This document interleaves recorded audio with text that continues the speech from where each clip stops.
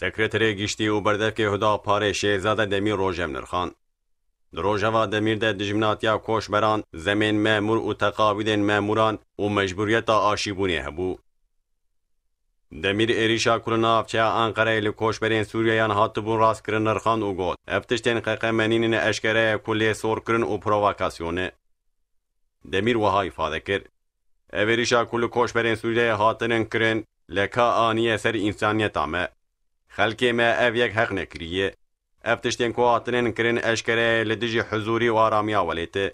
جارایدن هاتیا خویا کرن کو اف در دوران لبندا شرو پفچونانن لبندا تبلهوی و قریزینه. دمیر دست نیشان کر او ایریشان بره هاتبو دستگه و پلان کرن. زمان هنک سیاست مداران جیل سروان بیاران تسیدار بویه. ده چند مهن داوین ده هنک حسابین مدیای جواکی هاتنن وکرن او ایریش لکارگه و خانین کوشبرین سوریه هاتنن راست کرن. اوی نشان ده که اف بیاران بره هاتنن پلان کرن. هر وا زمان و ifade هنک سیاست مداران جیل سروان بیاران تسیدار بویه. دمیر ifade کر چاوکانی و سببا وان بیاران نک کوشبرن. جبو پرسکرک به چاره سرکرن دبل سوریه آشتی اصول به تأسیس کرن. آنا 4 میلیون کوشبرین سوریه خود سپارتی ترکیه. او یک جی انجام پولیتیکای ترکیه. چاره سریا و یک تأسیس کرنا صلح و آشتیال سوریه.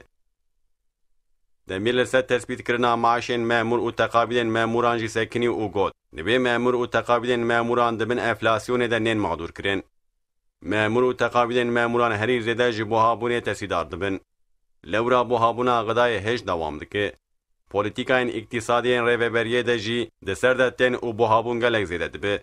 جبر وی که دبه ده تثبیت کرنا معاشین مامور و تقابیدن ماموران ده او کسان دبن افلاسیون ده نین مقدور کرن. دمیر لسر مجبوریتا آشیبون جی سکنی و دبه هر تش به زلالی بکرن. مجبوریتا آشیبون نه راست و درسته. جبر کود ifade رایدار و مسئولان ده نوقاقی هنن و او ifade هم به هبدو ناگره ده ناف خلکه ده تردد و دالیه دست بکریه. هر وا در حق تاثیر آشه ده خل نای قانی کرن. در حق وی که ده ایزهاد نای کرن. اف جی ده به سببا به باوریه. جبر وی که خلوک حق دار و مافتار آشی نابن.